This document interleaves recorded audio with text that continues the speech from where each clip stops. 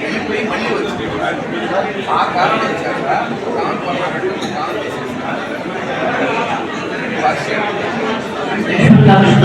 యాక్చువల్గా ఆమె రిజైన్ చేయాలి. ఆ బిడ్డ వెళ్ళిపోయి మళ్ళీ తిరిగి వచ్చింది ఆమె రిజైన్.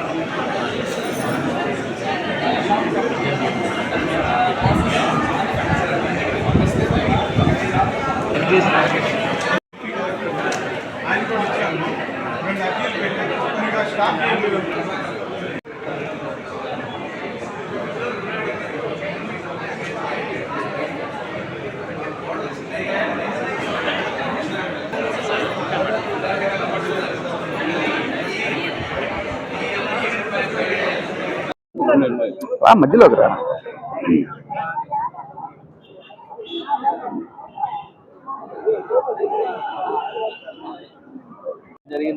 పర్లేదు తీసేసుకోండి. మీ పేరు చెప్పి మీ ఏం జరిగింది, ఏం కావాలి, ఎందుకు వచ్చారు? నా పేరు మెరీనా. నేను సంఘం గురుకుల పాఠశాలలో సెక్యూరిటీ గార్డ్గా వర్క్ చేస్తున్నాను. అయితే ఆ రోజు ఒక అమ్మాయి బయటికి వెళ్ళిపోయింది. ఆ అమ్మాయిని మళ్ళీ తిరిగి తీసుకొని కూడా వచ్చేసాము. ఇద్దరము వర్క్ చేస్తున్నాము సెక్యూరిటీగా. ఒక అమ్మాయిని ఉంచి నన్ను మాత్రం తీసేసింది. మా గురుకుల పాఠశాల ఆ ప్రిన్సిపాల్ మేడం నా పక్షంగా పార్షియాలిటీ చూపిస్తుంది. కేవలం అంత తప్ప ఇంకేం లేదు. ఈరోజు కలెక్టర్ ఆఫీస్కి మేము చెప్పుకోవడానికి వచ్చాము. మాకు మీరు డీసీ మేడం కూడా వచ్చున్నారు. సమస్య చెప్పుకోవడానికి వచ్చున్నాము. మాకు మీరు సహాయం చేయాల్సిందిగా దయించి ప్రార్థిస్తున్నాం.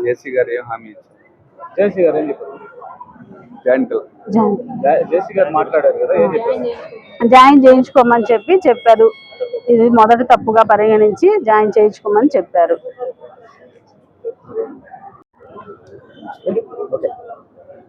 మిత్రులారా, నా పేరు శంకర్ కిషోర్, ఏఐటీసీ జిల్లా ప్రధాన కార్యదర్శి.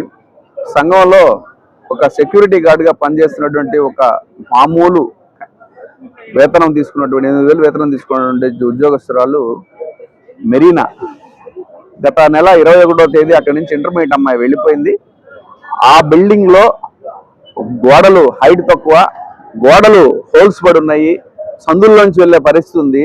అక్కడ సీసీ కెమెరాలు పనిచేయట్లేదు, అక్కడ మానిటరింగ్ లేదు. ఏదో వెళ్ళిపోయిన అమ్మాయిని మెయిన్ గేట్ లోంచి పోయాను అని చెప్పినటువంటి తప్పు చేసిన అమ్మాయి చెప్పినటువంటి ఒక నిరాధారమైనటువంటి ఆరోపణలను దృష్టిలో పెట్టుకొని ఇద్దరు పనిచేస్తుంటే ఇద్దరి మీద యాక్షన్ తీసుకోకుండా ఒకళ్ళ మీద యాక్షన్ తీసుకొని ఆ అమ్మాయిని ఉద్యోగం నుంచి తొలగడం జరిగింది. ఆ సుమతి గారిని మేము రిక్వెస్ట్ చేసాం ఫోన్లో, మేడం ఫస్ట్ తప్పుగా దీన్ని పరిగణించి ఉద్యోగంలో తీసుకోండి, 8,000 రూపాయలు ఉద్యోగం మేడం, దాని మీద బతికే వాళ్ళని ఎంత చెప్పినా ఆమె మీరు ఏం చేస్తారో చేసుకోపోండి అనే ఒక దురహంకారంతో మాట్లాడడం జరిగింది. కాబట్టి ఈ రోజు ఇక్కడికి వచ్చి మనం జేసీ గారిని కలిసాం. జేసీ గారు కూడా అమ్మా నిజంగా నీ వైపు తప్పుగా ఉంటే నువ్వు సరి చేసుకో, ఈసారికి నిన్ను కన్సిడర్ చేసి ఉద్యోగంలో పెట్టమని రాసిస్తున్నా అని చెప్పి లెటర్ మీద రాసి DCO మేడం గారు ప్రభావతి గారుకి పిలిచి చెప్పడం జరిగింది.